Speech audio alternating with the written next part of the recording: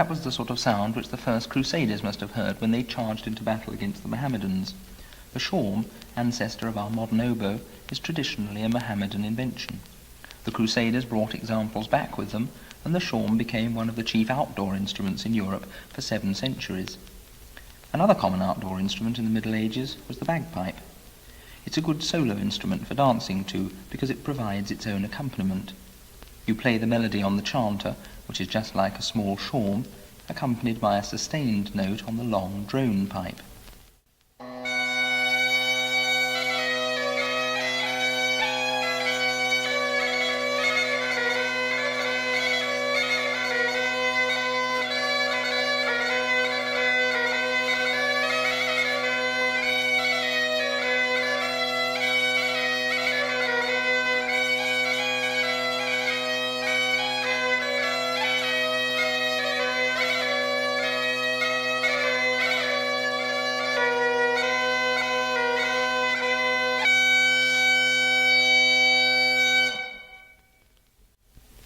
Instruments were divided into loud and soft categories in the Middle Ages, an idea which Europe inherited from the East. Loud instruments, like the shawm, were for outdoors. Soft instruments, like the flute, were for indoors. The 6-holed flute is appreciably softer than its modern descendant. It's heard playing with medieval bells, which were frequently used for the plainsong parts in church music. The bells are struck with little hammers.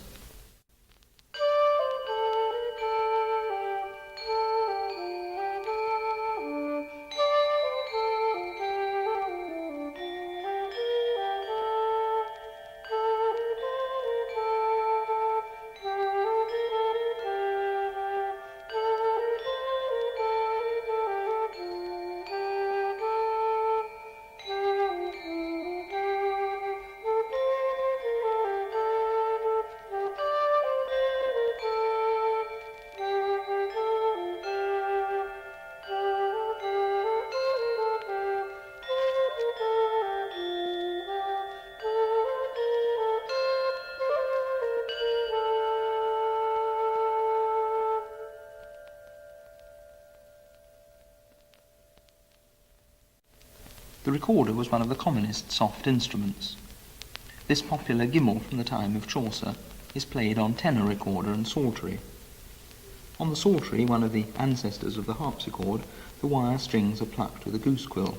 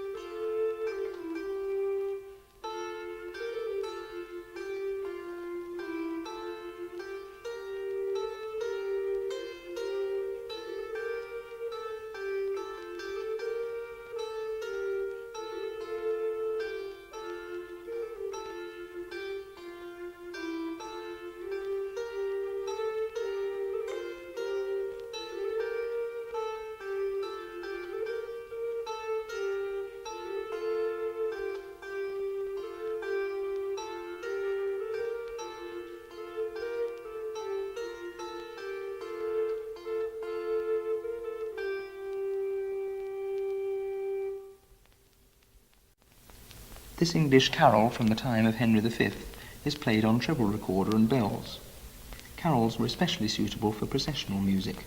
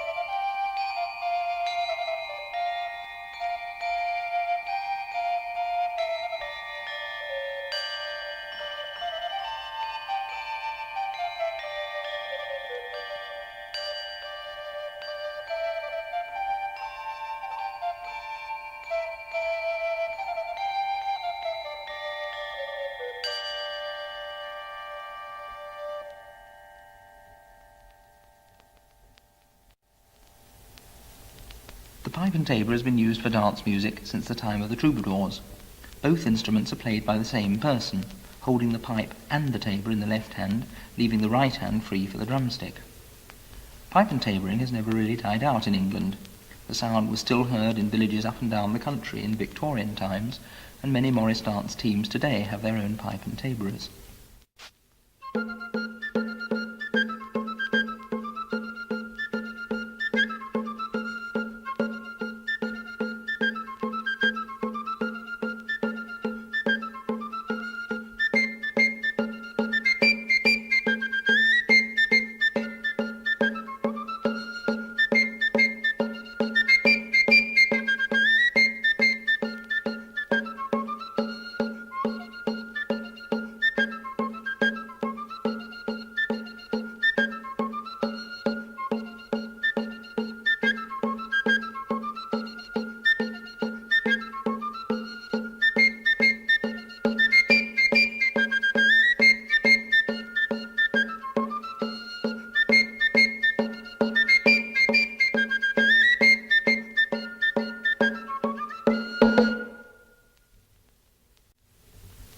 Instruments were far from standardized in the Middle Ages.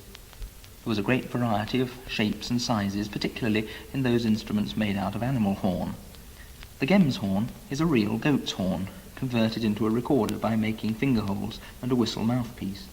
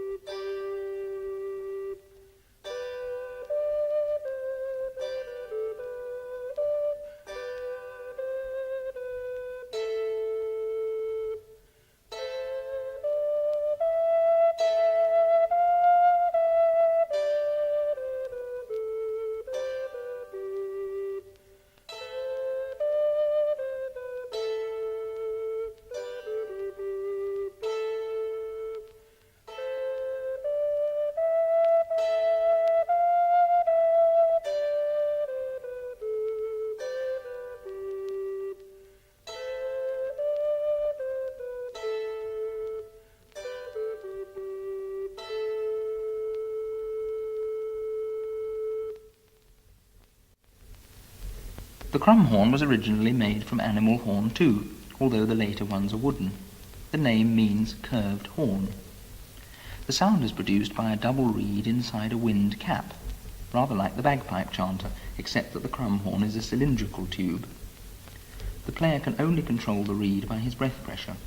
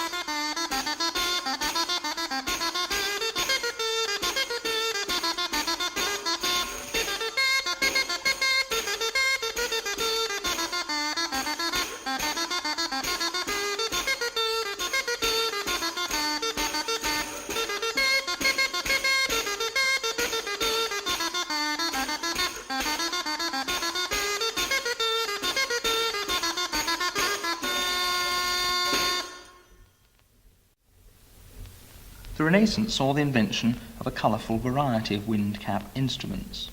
Their names are often confusing. Cornemuse, besides its more normal meaning of French bagpipe, seems to have meant a type of straight crumb horn with a much softer tone.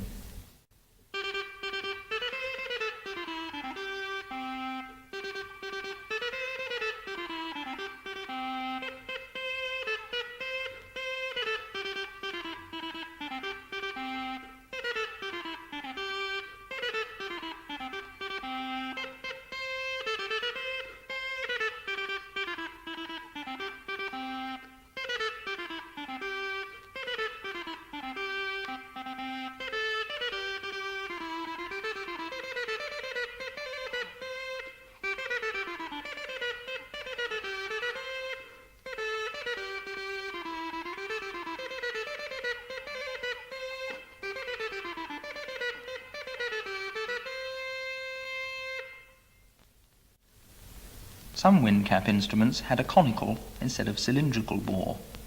The Rauschpfeife is really a wind cap shawm, and therefore an outdoor instrument.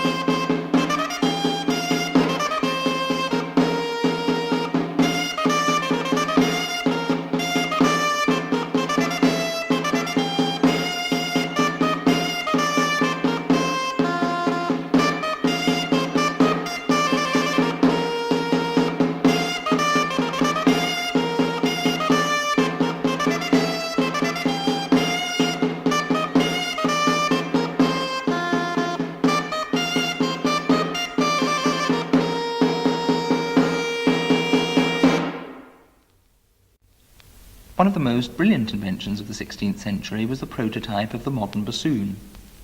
By doubling the tube of the instrument back on itself, the dulcians were half the length of the equivalent size of shawm. The tenor dulcian, for instance, is only 2 feet 4 inches long.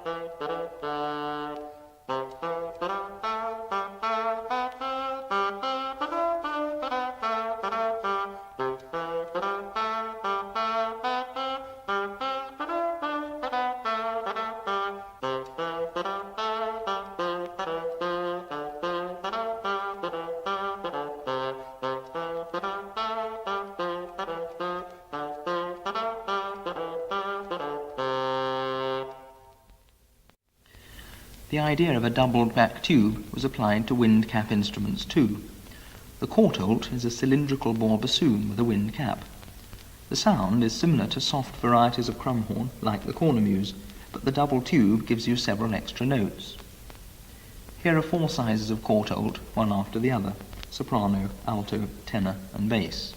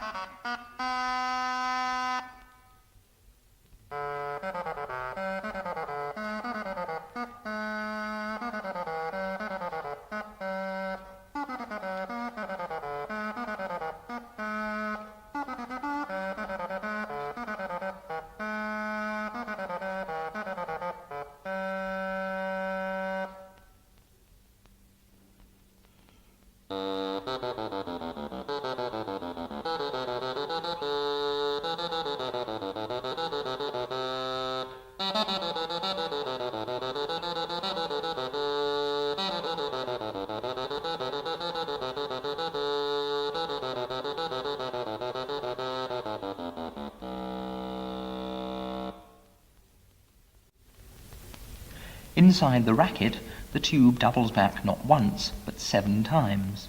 This means that in a cylinder less than 7 inches high, you have a tube nearly 4.5 feet long.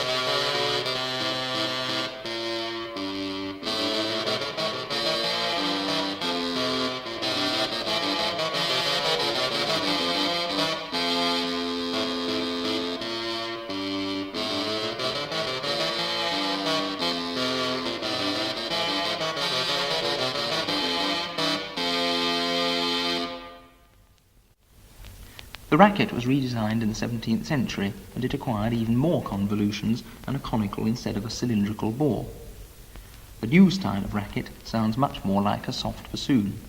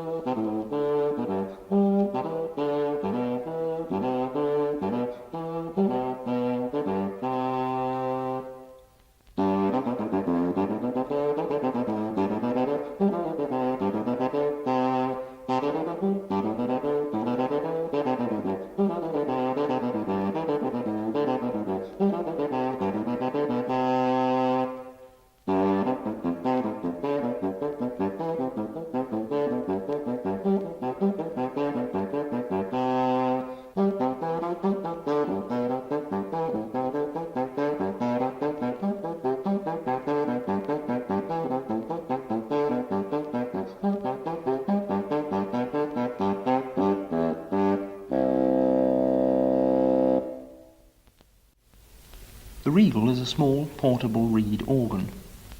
The reeds are contained in short wooden resonators, making the whole instrument much more compact than a pipe organ. The general effect is rather like a consort of crumhorns.